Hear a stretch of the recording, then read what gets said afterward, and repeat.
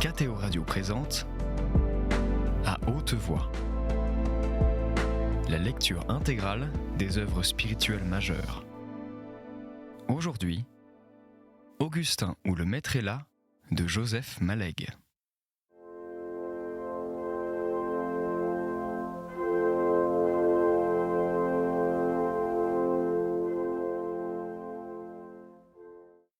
Un vieil homme massif, rose et rasé, le profil plein, les cheveux tondus comme au régiment, présidait une table près de la fenêtre, seigneur visible de 4 ou 5 pour qui il paierait, de quelques-uns encore qui ne demandaient qu'à l'entourer, et de beaucoup d'autres peut-être, dont l'idée était, pour le moment, absente de ses regards brutaux et calmes.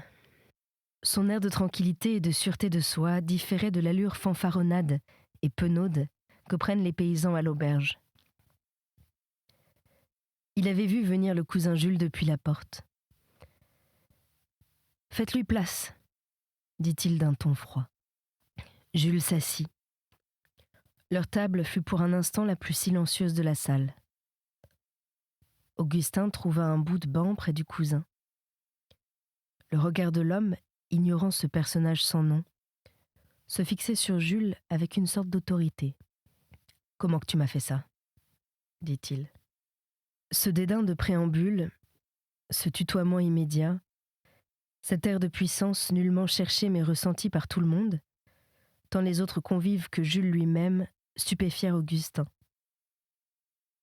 Mais ils glissèrent finalement sur une carapace de modestie feinte, d'indolente impénétrabilité et de somnolent sang-froid, qu'à sa stupéfaction plus encore, le cousin avait eu le temps de sécréter et de revêtir. « Que je vous ai fait quoi, monsieur Thomasin ? As-tu jamais eu à te plaindre de moi ? Peut-être que oui, peut-être que non. Moi, je voudrais savoir. »« Mais qu'est-ce que je vous ai fait, monsieur Thomasin ? » dit Jules, changeant lentement son indolence pour un air de naïveté étonnée et innocente. Il jouait avec sa figure, ses yeux et ses épaules. Non pas le personnage d'un matois caché sous un bonnet, mais celui de Jean le Simple, tentant de s'approcher de l'intelligence. Thomasin, bien entendu, ne s'y trompait pas. Mais son calme regard dur voyait, plutôt que l'homme qui était devant lui, l'événement passé, définitif, indéfaisable, dont cet homme était cause. Il accusait et précisait le coup. Il ne tentait pas de le réparer. Il envisageait avec netteté l'irrémédiable. Il commença de s'expliquer, non pour le cousin Jules qui savait aussi bien que lui, ni pour les autres présents qui ne devaient pas ignorer non plus, mais pour lui-même, par un sombre plaisir esthétique, comme on fait un bilan, et mettant en belle lumière intelligente les causes pour lesquelles une affaire a manqué. Vendredi, j'achète la montagne à Sazera. 45 000. Je passe la vente. Je signe, il signe, le notaire signe. Je remets mon chèque au notaire, il est 11h30. Je m'en souviens bien.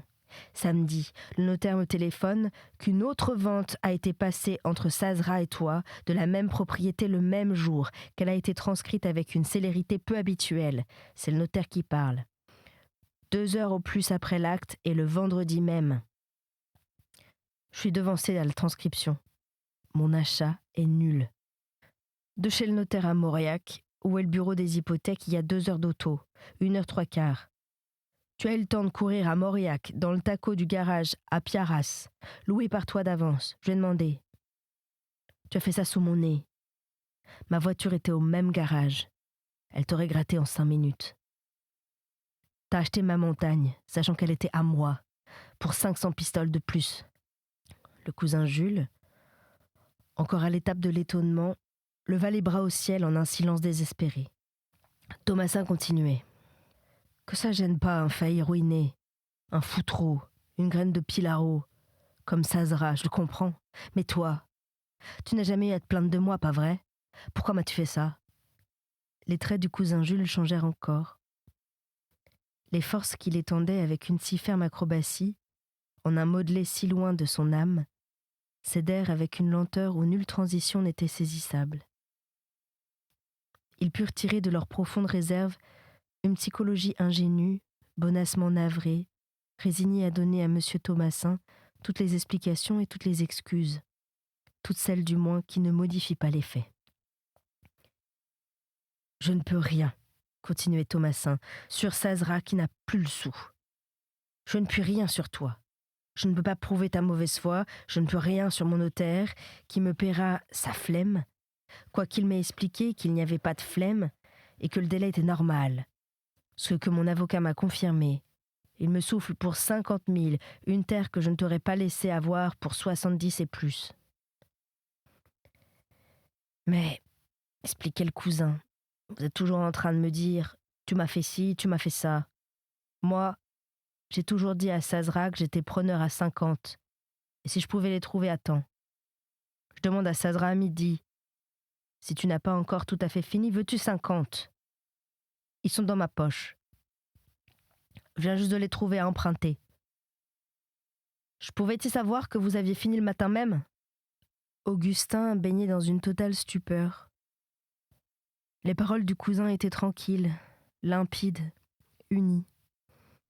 Il y sentait une ruse énorme, mais où ? Elle était ouatée, fluente, sans aucun relief saisissable. Le cousin continuait. « Écoutez, monsieur Thomasin, c'était pas bien raisonnable non plus de votre côté. Si vous vouliez tant que ça la montagne, fallait y mettre le prix.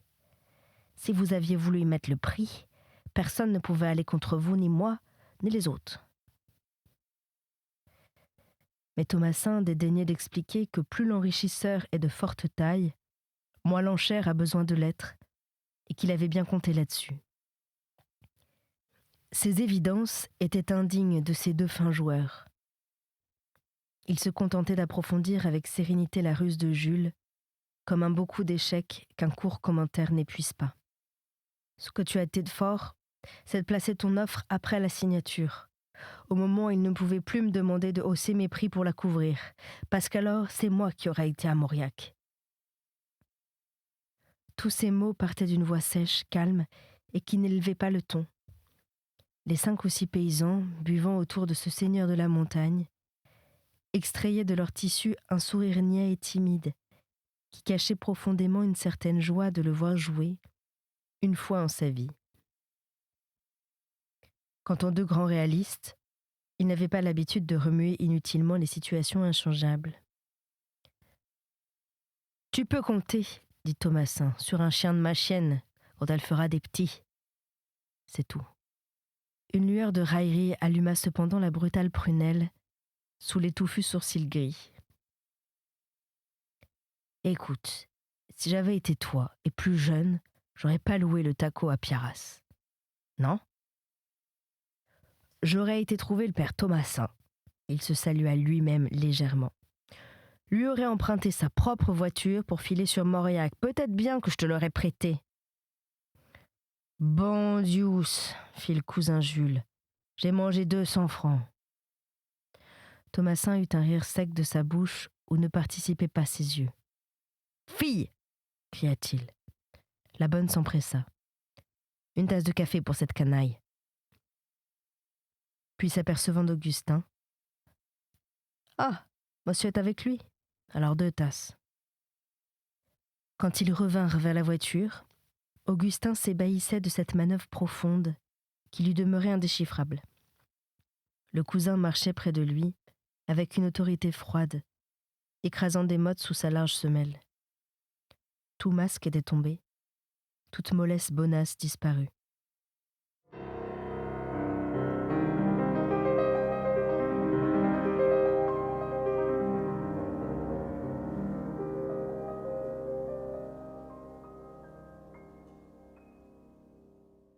Sa face s'éclairait d'une flamme courte, ironique et satisfaite.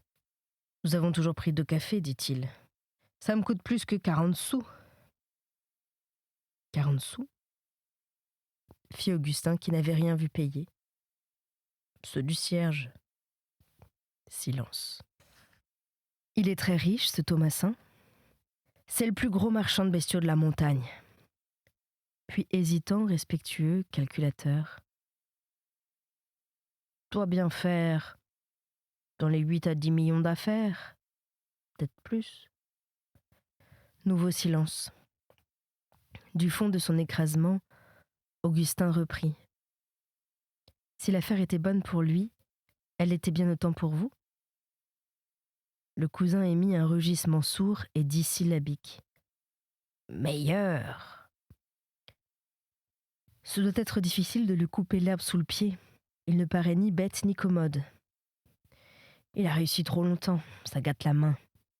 Augustin reconnut, ressuscité, vêtu à la paysanne, les vieilles sanctions de l'hubris. Entre eux passaient ces grands coups de vent sauvages, dépeuplés, dédaigneux, rabotant avec la même indifférence toutes les surfaces géographiques d'une seule coulée, depuis l'océan jusqu'au dentelé, dont il avait vaguement cru ce matin discerner la place étincelante. Qu'est-ce que c'est que cette transcription dont il parlait ? Pourquoi la faut-il ? Ce fut Rome cette fois qu'évoqua Jules. Comme un cultivateur du Latium, récitant la formule d'un contrat solennel, il expliqua, catéchistique et final. Faut la transcription. Augustin vit que c'était là toute l'ouverture possible de cette porte. Il lui faudrait ignorer dans ses détails le jeu de cette aristocratie paysanne positive et dure, que Thomasin et Jules représentaient tous les deux avec différentes variantes de ruse et de puissance. Mais elle... Augustin sentit revenir toutes les rêveries qu'il avait menées à propos du prêtre sulpicien. S'il y avait dans la famille, comme c'était visible, un appel continu, qui l'avait touchée, elle, et aussi peut-être sa mère à lui, et ce prêtre, et d'autres religieuses aussi dont son enfance avait entendu les noms. Comment s'accommodait-il de ce solide positivisme, base de la race ? Selon une idée qui s'était établie en lui à propos de Renan, qu'il avait trouvé lyriquement exposée dans Malebranche et dans bien d'autres, Dieu s'impose de respecter le déterminisme de son œuvre. Sans doute, l'esprit souffle où il veut, mais le son qu'il rend dépend du trou des flûtes. En ces âmes paysannes et mystiques, comment le positivisme nuançait-il la mysticité ? Tous les pèlerins, ceux des auberges et ceux du plein air, s'étaient déjà rassemblés pour la bénédiction. Elle avait lieu très tôt après le déjeuner, pour ménager le temps des longs retours. Pendant que le cousin Jules attelait la voiture, Augustin s'en fut avec les femmes à la chapelle. Ouais. Le soleil de 3 heures tenait en suspens une poussière ocre et ténue, sortie du sol désherbé de la montagne, première parcelle dans cette lumière ardente et déjà fatiguée, de ce qui serait l'heure du soir. Moins bondée que le matin, la chapelle se laissait traverser par les arrivants. Augustin retrouva les pompes catholiques sur un mode rustique, les voix brutes et justes, le foisonnement des ex-voto, les buissons des cierges où brasillait celui du cousin. Il revit Marie, agenouillée, abandonnée, la tête dans les mains, laissant la ligne de son corps exprimer librement, à son insu, toute sa souple et délicieuse jeunesse. Il se sentait pour elle une immense tendresse, raidie de respect, et comme une glaciale sorte d'amour. Il s'excusait de lire dans son cœur. Le mystère de ce paysage intérieur enfin s'éclairait. Un dentelé blanc fixe, comme celui des Alpes, était apparu aux extrêmes horizons de son âme, un jour privilégié, un jour d'entre les jours, en plein ciel, au-dessus des nuages terrestres. Combien de pèlerinages semblables à celui-ci verrait-elle encore ? Vers quel ordre s'en irait-elle ? Local, lointain ? Quand elle serait partie pour quelque couvent rustique, le dur esprit de négoce et de culture régnerait seul sur ce grand domaine, comme sur bien d'autres. Agenouillé sans support, sans chaise, sur la pierre frottée par tant de sabots ferrés, à quelques mètres d'elle, il pensait à ce qu'aurait été sa vie à lui, si dédaignant les complexes joies de l'intelligence et le postulat d'indépendance qu'elle pose, il avait pu lui aussi s'en aller vers l'appel avec autant de tranquille simplicité. Chapitre 5. Paradise Lost. dans mon complexe cœur. C'était dans les premiers jours de son entrée à l'école, après le renouvellement de l'univers. Tout l'avenir se montrait d'une imprécision délicieuse et limpide. Augustin classa ses objets de toilette dans l'espèce d'alcôve fermée de rideaux que l'administration découpait pour lui au dortoir. Il rangea ses ouvrages personnels sur les rayonnages de Saturne. Il entendit les conférences de début, amorça ses bibliographies. Il lui semblait s'embarquer pour un long voyage, comme dans les anciens tours du monde qui duraient 3 ans. Dès les premiers tours d'hélice, il fut attentif à un sentiment de vide et d'attente qui commençait de dominer tout cet arrimage initial. Pratiquement, cette année scolaire était libre, la licence S-lettres que le règlement lui imposait de passer se trouvant très inférieure en difficulté au concours d'entrée. Elle était libre, et toute prête enfin pour une grave matière, dépassant en importance les sujets d'études coutumiers, transcendant en un sens toute culture. Un second ébranlement moral, durable et d'une conséquence infinie, secoua ses jours. L'aumônier du lycée avait obtenu pour lui la permission de l'index. Jamais Augustin n'eut sans zèle abordé l'étude des exégètes indépendants, allemands et français, même aux fins d'apologétique. Disciplinairement, tout était en ordre. Parmi les ouvrages qu'il comptait lire, les unes figuraient à la bibliothèque de l'école, il fallait chercher les autres à la nationale. L'omnibus coupait les franges du quartier latin et lui ménageait sur son impériale près d'une demi-heure de méditation et de lecture. Il choisit de s'y rendre habituellement le jeudi, le sujet lui semblant trop personnel et intime pour qu'il exposât volontiers sur les tables de la petite salle d'études où il travaillait avec 3 de ses camarades. Autant confesser tout haut les mouvements de son cœur. Il emprunta cependant à l'école pour plus de commodité la Dogmengeschichte de Harnack. « Qu'est-ce que vous voulez ?» lui demanda monsieur Fauve et Roux, au nom alsacien, qui présidait aux destinées de cette bibliothèque pareille à un grenier de Rembrandt. « Harnack ? Lequel ? La Geschichte der allchristlichen Literatur ? Pour un dépouillement complet, c'est bien gros. Le Lehrbuch ? De même. Prenez le Grundriss. Le Grundriss est absent, monsieur. Quel est le trou de balle qui n'a pas rendu le Grundriss en juillet dernier ? Méprisant. Ah, c'est monsieur B. Ici le nom d'un maître de conférence. Alors, le mépris s'approfondit, passe des personnes aux choses. Prenez la traduction et ajoutez-y le Lehrbuch. Ce fut le jeudi suivant qu'il passa 4 heures de suite à la Bibliothèque nationale. Il y choisit un auteur français que sa bibliographie déclarait commode et fondamentale, et quelques autres comme harmoniques. Cette première lecture se termina par une promenade hésitante et solitaire sur le quai devant le fleuve. De petits garçons jouaient sur des tas de sable à l'autre rive. Une péniche remontait avec lenteur et insouciance. Il lui semblait entendre une chanson de marinier. Et oui, c'était bien lui qui lisait les pages d'introduction au synoptique de Loisy. Il y avait 1h30 exactement.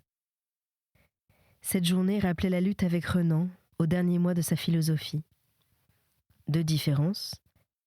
Ses remparts actuels étaient autrement solides, mais les pièges de siège autrement fortes. La secousse sentimentale d'un débranlement immédiat moindre se prolongeait en profondeur.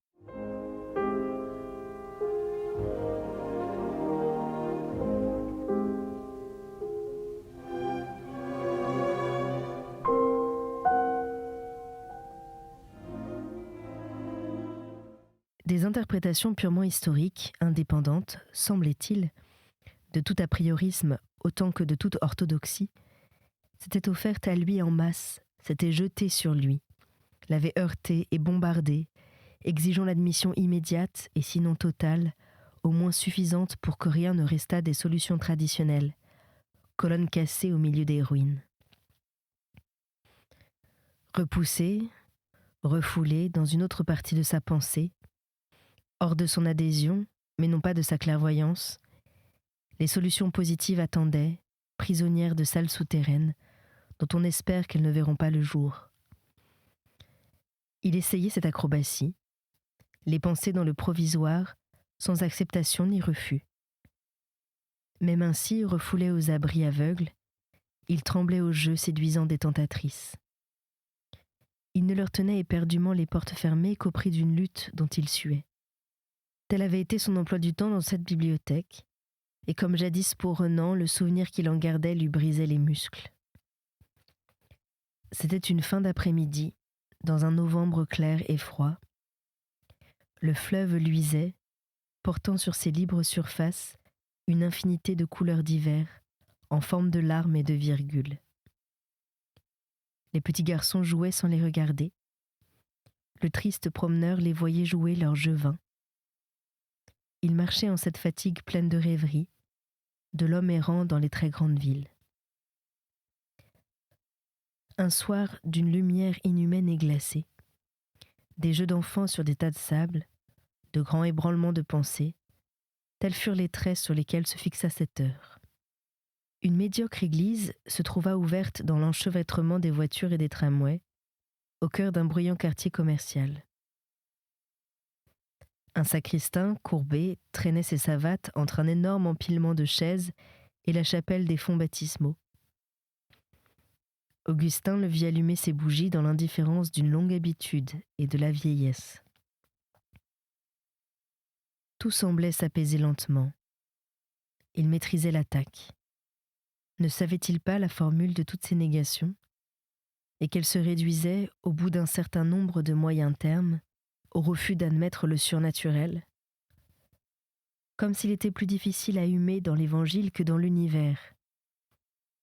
Une argumentation immense, détaillable quand il voudrait, existait en abrégé dans ses réserves. Il n'abordait ses études, plein d'une totale bonne volonté, que pour plus de précision dans l'apologétique, pour enlever leurs griffes assez bêtes. Aucune faute. Le petit groupe d'un prêtre et de quelques gens portant un bébé se détacha de régions reculées, du côté de la sacristie et des clôtures du chœur. Les hommes, modestes bourgeois ou employés de commerce, prenaient l'air résigné des formalités quelconques, comme à la mairie. Ailleurs aussi, dans ce canton de sa pensée, où les adhésions restaient suspendues, d'autres réserves d'idées s'empilaient, dénombrables quand il ne voudrait pas. Elles s'effaçaient pour le moment en une douceur ténébreuse. Elles formaient tout juste une nodosité sur des superficies tranquilles. À cause de cette question capitale du surnaturel, où il prenait position avec vraiment trop d'ouverture et de naïveté, Renan s'était fait battre dès la première manche. Mais la discussion changeait ses désuètes armes. Elle passait aux techniques positives. Il s'agirait désormais de petits faits d'histoire, d'arêtes coupantes, dures et froids comme des cristaux. Il ne céderait rien de leur volume. Il ne les étirerait pas au gré des pragmatismes.